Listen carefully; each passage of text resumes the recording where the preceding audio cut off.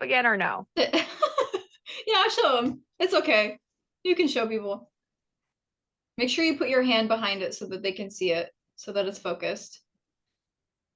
Wow, thank you. Love to love you. Right. Hi, guys. Hello. Hey. Hi.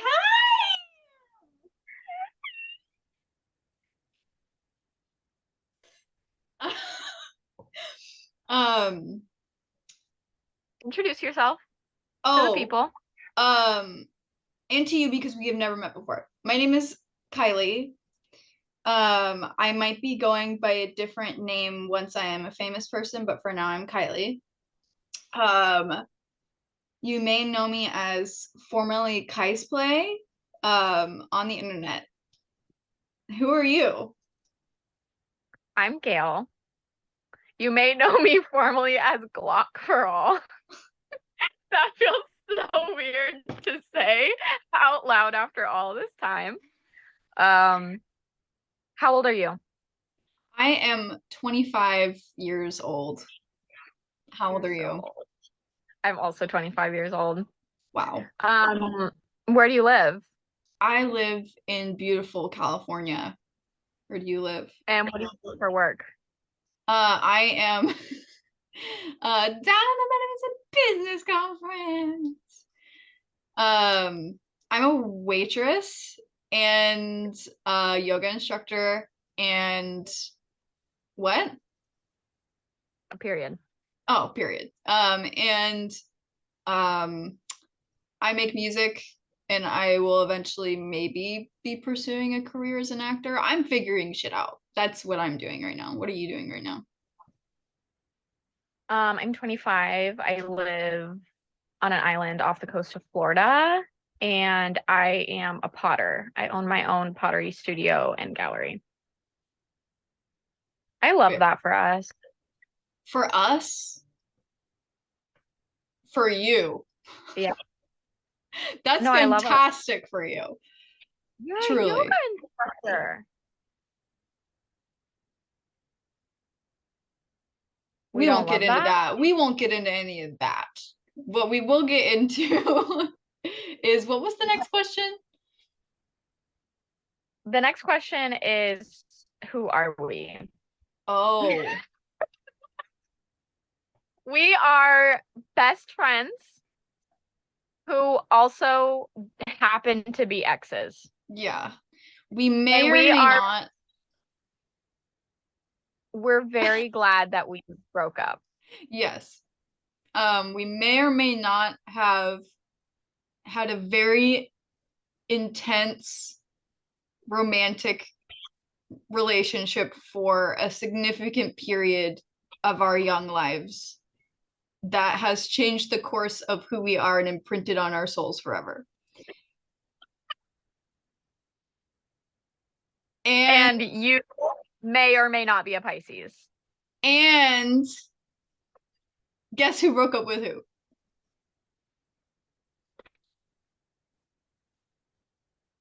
I hate that I can't hear you laugh. It cuts out your laugh. That's actually going to trigger me. That's going to trigger me. But it's, you know why? It's because we scream laugh, and that's why it does that. Oh, they're like, this is too loud. Yeah, we can, you know what? And I know I said that I wasn't really going to edit this podcast very much. I will edit in a laugh track when you're laughing. I love that. I love that so much. Whenever it's silent, I will put in a laugh track. Dead air. Why doesn't it show up on the screen? Like, why doesn't it flood the screen? Oh, like flood the entire screen and not just be one at the bottom? Yeah. Because it's not, because this is like for business meetings, not like iMessage. This is a business meeting. The fuck? We are discussing the business. Okay, so we dated from August of 2019 to February of 2022. You did just have to tell me those dates a second ago. Yep. am gonna pretend like I knew them already. We Yeah.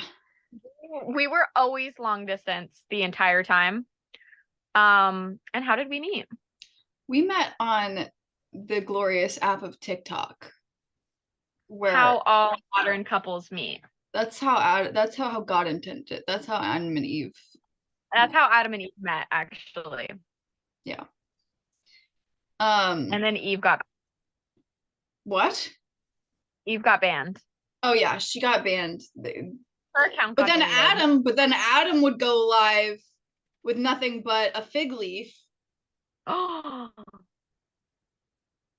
and he had how many followers? isn't it funny how that works? She goes live eating an apple, and then she gets Banned. banned. Just because her titties were out a little bit. Just because the apple juice was running down her arm, and then between her titty crevice. Some would call that cleavage. Titty crevice. That's neither here nor there. But yeah, we dated and we met on TikTok. We talked. We met on TikTok because we were cosplayers. Yeah. Everything about what we're admitting to today is horrific. It feels like there is a gun to my head.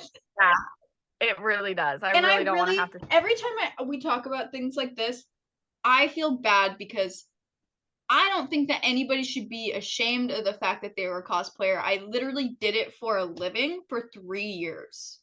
Publicly on the internet. Such an amazing art form, especially for Truly. Adults, because adults have zero creative outlets, and like cosplay is the one like creative outlet that actually a lot of adults partake in.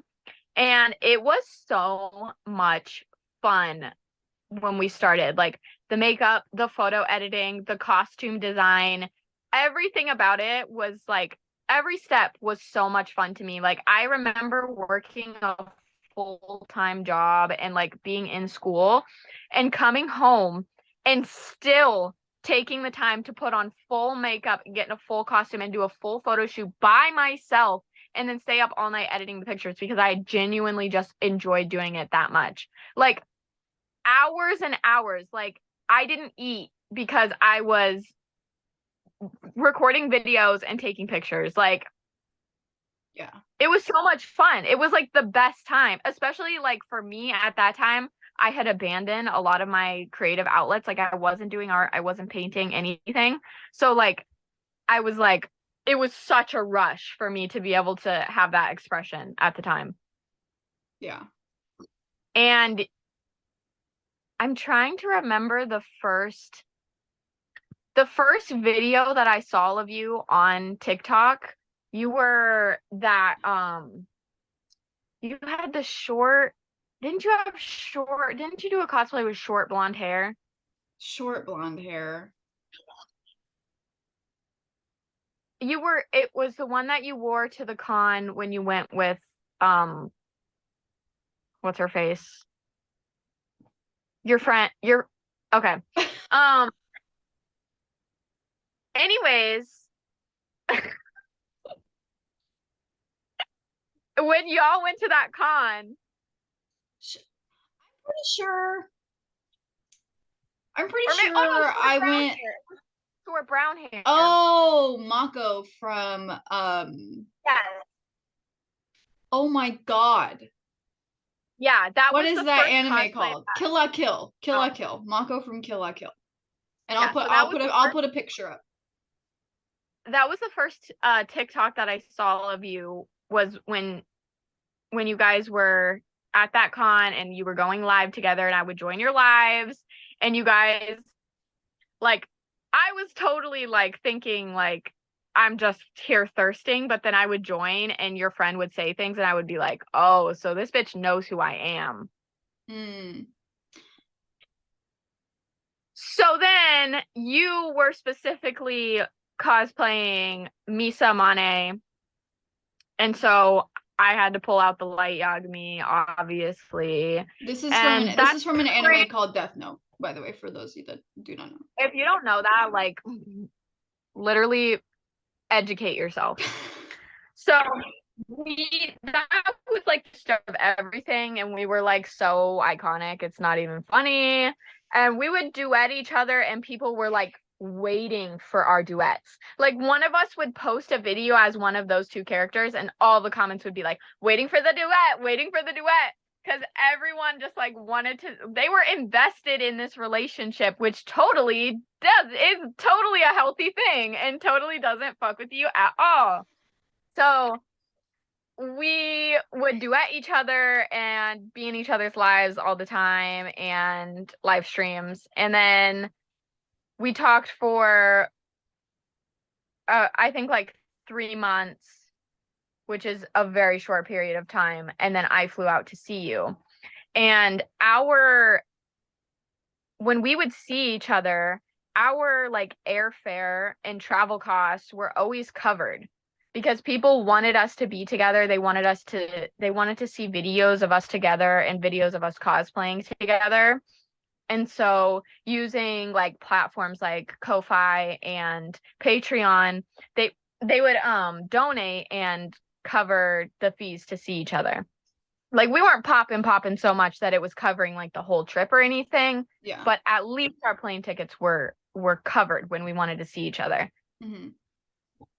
And Which so is crazy. Like that's just insane to me. It's so crazy. Like especially since we were flying cross country to see each other from Florida to it's not like it's just like a simple like 2 hour, 3 hour flight. It wasn't a $60 plane ticket. Like our plane tickets were always, yeah. So the entire basis of our relationship like began online, like because of this cosplay thing, and like developed from there. And we both genuinely enjoyed cosplaying, and we really enjoyed cosplaying together, even though cosplaying did sometimes cause us to fight. Yeah. That is the way that you phrase that, people are gonna be like, oh, tea. Yeah. But I think really. It's not really tea. It was probably just in the ways that you would expect, like especially since both of us have issues with self-image. So it was like it wasn't to do with each other. It was that when we have to get in front of a camera, it's hard enough for us. And so when we had to get in front of a camera together, and like one of us wanted to be like at this angle, and the other person also wanted to be at that angle because we're so insecure, like that was always what the issues were. It was never like, I don't know, it was never each other. It was just that we had self-image issues. Yeah. We were not being like divas. Well, maybe I was being a diva, but it was not like I was pretty hungry whenever we would shoot, and I feel like the hangriness probably definitely contributed to it. That was a big issue. The hangriness of it all. Yeah. Food and camera angles was the pretty much the only thing that we ever had genuine issues over. Yeah. Because from the very beginning, we have been like immediate best friends. Like we never had issues with each other as far as like fighting. Like we never fought. No. Ever. We never fought. We still have never fought. We've never yelled. We've never been like angry at each other. Maybe like disappointed or upset. I've been angry at you once or twice. You've probably been angry at me, but not while we were dating. No, not while we were dating. No. Okay, yeah, that's what I'm saying. I'm saying during the relationship. We were never angry at each other, or we never fought, which I don't know. Maybe that's a red flag if you like never fight ever, not even once.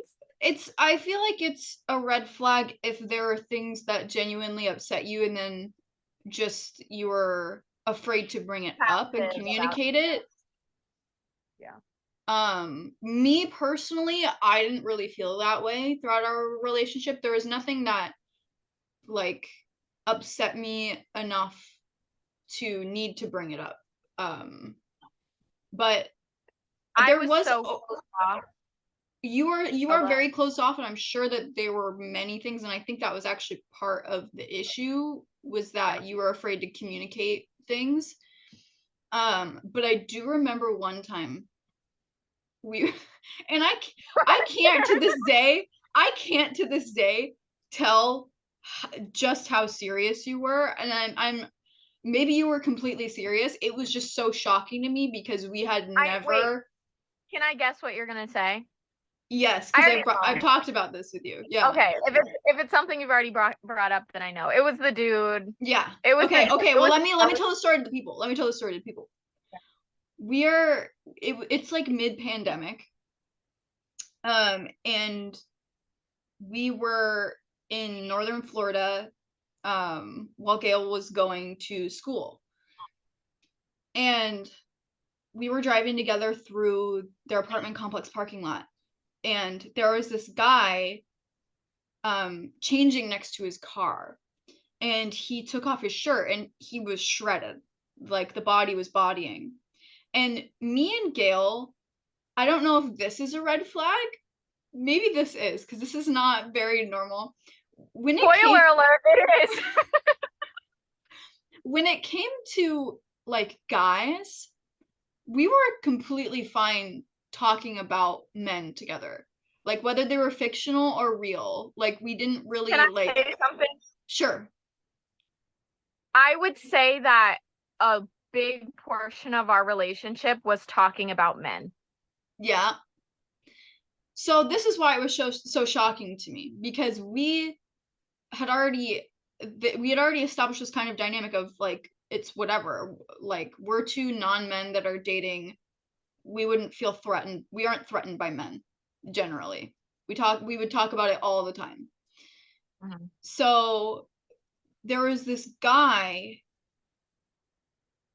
this like hot guy, taking off his shirt in the parking lot, and I acknowledge it and I go, what the fuck? Holy shit. I feel like I went like, it was like the peak of like, and I oop. I did something like that adjacent, Mhm. and you low-key like flipped out a little bit. You didn't, it wasn't extreme or anything, but you were just like, you were like, oh, okay.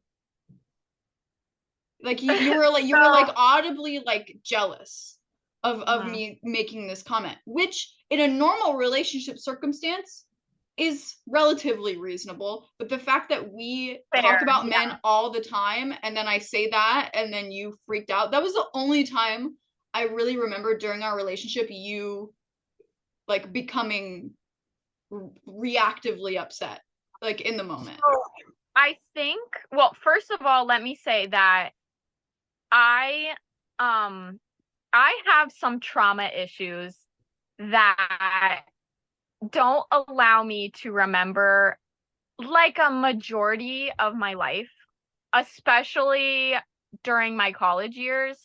And so a lot of things Kylie will tell me and I do not remember them from the time that we were dating. Things from like this situation which she recounts to me, which I don't have any memory of, to like you have read me entire books that I didn't know that you read me, like that kind of thing. Yes, I'm in therapy. Um and so my guess when we talk about this situation as someone who doesn't remember it happening is one of two things. Either A, I was starting to realize that a majority of our relationship is talking about men and this is not normal and possibly concerning, and do we like men and what's going on? And that like triggered me to like react.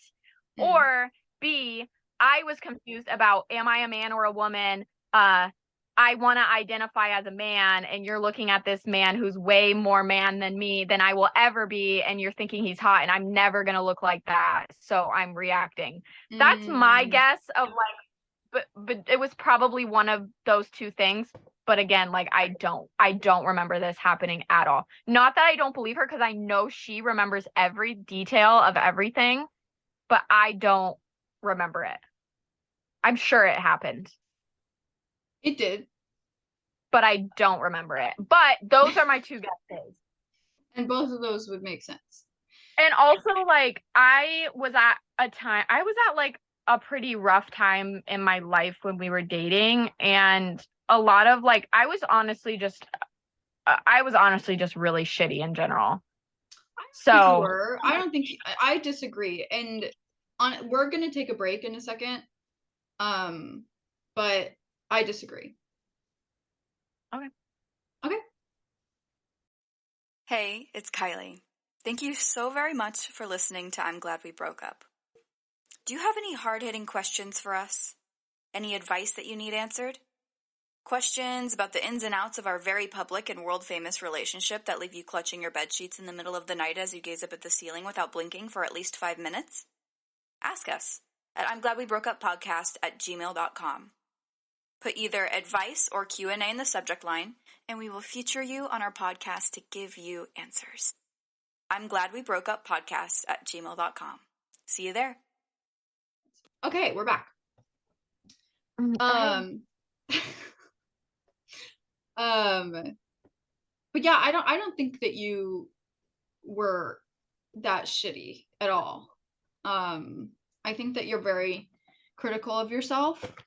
And I think that part of it is kind of, I think it's easier for you to say that it's your fault than it is for you to be like, it's just the way it is. Well, I think that there's the weirdest dynamic in our relationship is the fact that we were dating and we're a couple and now we're exes, but also the entire time we've been best friends. So like I was your partner, but as your best friend, I'm thinking you deserve better. So like when I think back to like the way I was like, yeah, you definitely deserve better. So of course I think I'm shitty. Like if we were talking about your ex, I'd be like, yeah, they're shitty. They were shitty. And maybe you don't agree, but that as your best friend, they were shitty. And also it was me. But also it doesn't even feel like me. You know what I'm saying? That's the weirdest part about like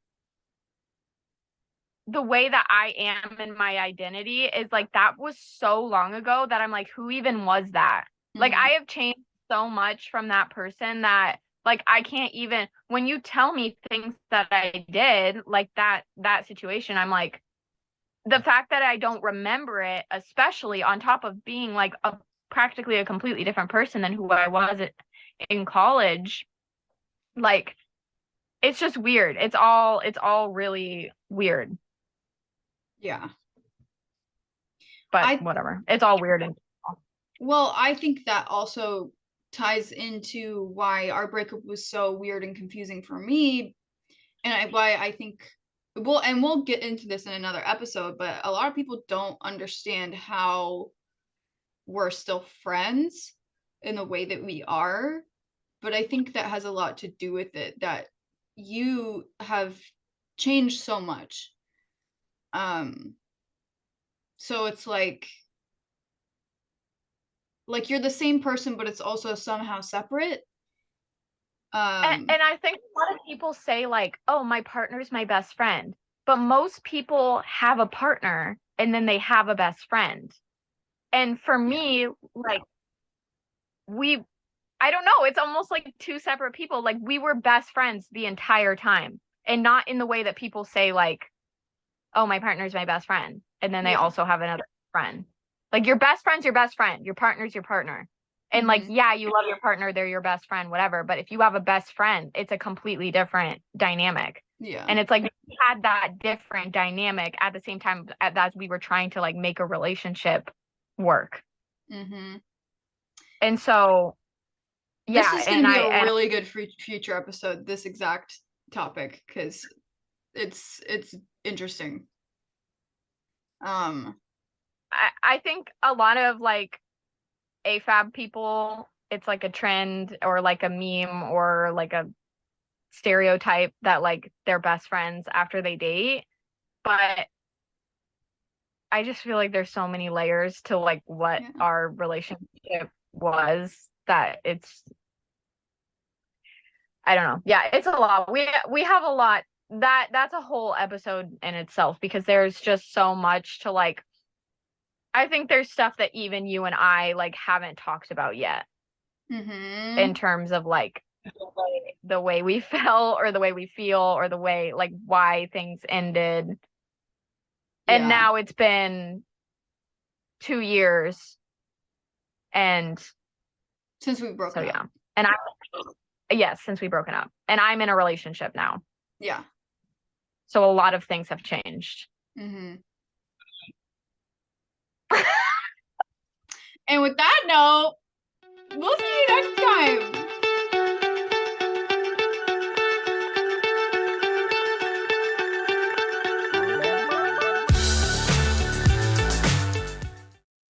BugCeramics is not only my ex, but also an artist. Did you know that? Now you do. Buy their art, would you? They make it all by hand. Mugs, dinnerware, accessories, vases, candelabras, knickknacks, you name it. They even have an online store for those of you that can't visit their shops and storefronts in Key West. Check out their Instagram, BugCeramics, for all the info and to check out their beautiful pieces. Their career flourished the second they broke up with me, so please keep it going. Since, we're broken up forever. BugCeramics, Key West. Go get mugged, bitch.